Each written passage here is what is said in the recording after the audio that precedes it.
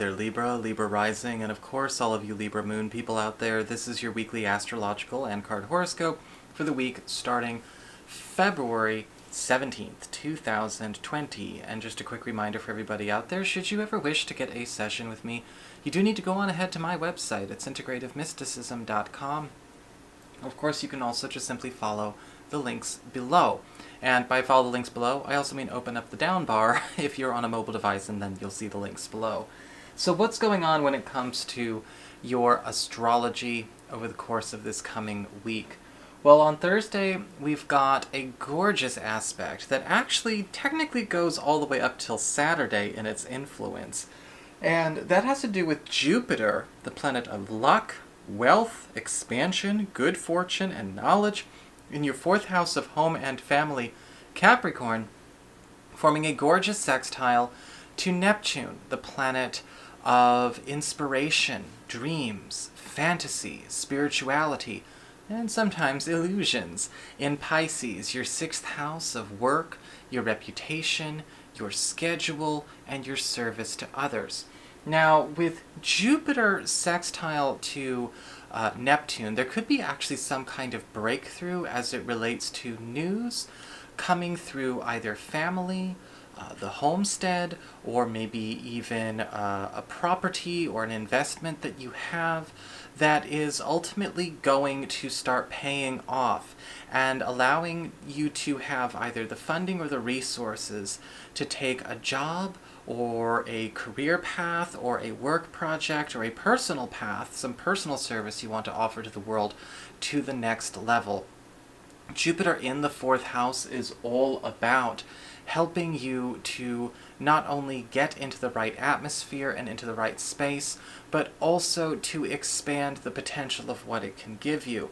Some of you may find during this period that this can also help to fuel improvements in the home atmosphere, maybe as it relates to the space itself, or maybe something going on where we want to be able to have something easier to work with.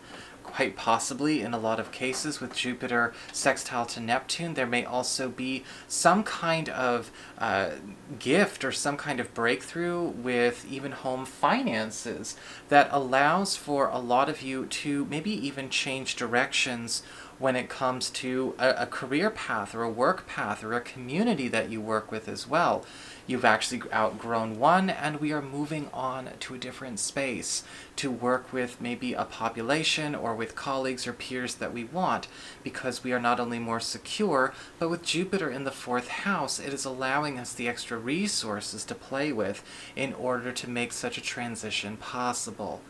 Now, as we move on to Friday, we actually have Mars, the planet of action, passion, and energy, also recently moved into your fourth house of home and family, Capricorn, forming a trine to Uranus, which is actually in your eighth house of shared resources, passive income, self-generated income, as well as intimacy and other people's money, right? We talk about spousal income and things like that.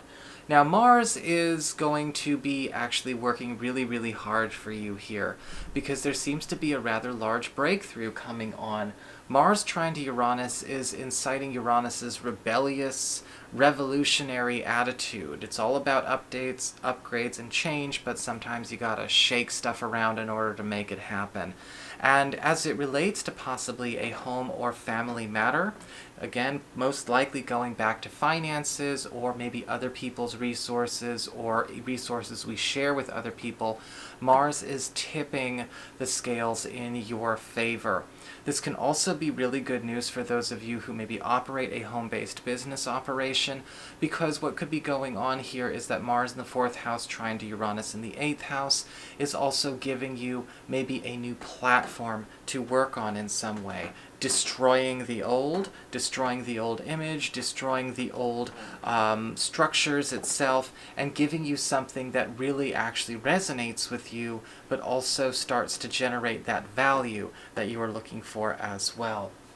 Now, before we move on to the cards, I do want to remind everyone I've got a special video coming out here very, very soon all about the Oversoul. the oversoul groups and oversoul group migration, as well as, of course, we can't talk about oversouls without talking about kindred spirits, soul family, soulmates, and twin flames. And that video is going to be coming out here within the next 24 hours. And so 24 hours of publishing this video is what I mean. So I hope that you guys enjoy it. If you want to find it later on, you can always go to my main channel page, or you can open up the down bar below and check it out in the links. It'll always be under the Deep Topics playlist as well. Hi Libra! Things look a little bit different, don't they? I'm probably a little bit more red, and I have different hair. And that's because I actually finished recording all the horoscopes, and I forgot that when I had paused to go take care of something, because the guy upstairs is moving out, I forgot to turn record back on, did the whole Libra, and just moved on. So I want to make sure that I do this right. So luckily I had the footage of what the cards were, and we can absolutely still do this. So I apologize. Stay tuned. This is the hair and the look you're going to get for the Oversoul video. So my apologies. So what is going on when it comes to your cards? This week, for your spiritual themes, we actually have the Seven of Wands upright. This is a week where a lot of you Libra people are starting to actually regain control, whip things into shape when it comes to your work life, when it comes to your social life, when it comes to even your health, physical and non-physical, because the Seven of Wands is all about gaining the high ground, right? That's what we see. We see somebody capable of holding their ground against many, I guess you could say, opposing forces. But with the Seven of Wands, we also have this opportunity to initiate a shift where we are kind of whipping things into shape that have been maybe chaotic. Maybe there have been some problems as it relates to a circumstance with your job, or maybe a circumstance with your health or interpersonal relationships. The Seven of Wands is indicating that we're no longer in a situation where we are just letting dysfunction or volatility or even disorganization be a thing. And a lot of the times with the Seven of Wands, we are also most likely going to be turning the tide in a situation where we are either turning a tide away from us or turning a tide in our favor. I'm not sure which one it's going to be. Of course, it's a general horoscope, so of course your mileage may vary. But as we get to the influx card with the Devil card reversed, this week does carry an air of being all about getting away from influences that are maybe creating a toxic atmosphere. We talk about things like vices and, yes, even volatility. Volatility, I want to remind everybody, is not what a lot of people say it is. Volatility is the tendency to kind of just go haywire, just without any provocation, or it's stirred up from within and it just kind of blows up without warning. That can happen a lot in interpersonal relationships that are dysfunctional. Maybe it's time to be thinking about your boundaries, right? You don't want to be exposing yourself to volatile situations or volatile people if it's not constructive, if you don't think you're going anywhere. This Devil card reversed is also talking about the, disappearance of a lot of toxic influences in your life. This could absolutely show up as maybe fake friends, or maybe tiresome endeavors or tiresome obligations that are actually a drain on your availability, your time, and your resources. And with the Devil card reversed, in the spirit of whipping things into shape, it would also be a good week for a lot of you Libra people to maybe even take a crack at getting rid of a bad habit or so of your own. We all have our little vices, things that we use to either, escape for a little while, but maybe it's not just a retreat, maybe it's escapism. We all have that. Or maybe it could be something that we do to self-medicate in some way. And when I talk about these things, I don't mean just the obvious sex, drugs, and rock and rolls. For some people, it's escaping into a highly restrictive diet. For some people, it's escaping into a new obsession. Sometimes it's living at the gym. You can even turn a healthy thing into something unhealthy.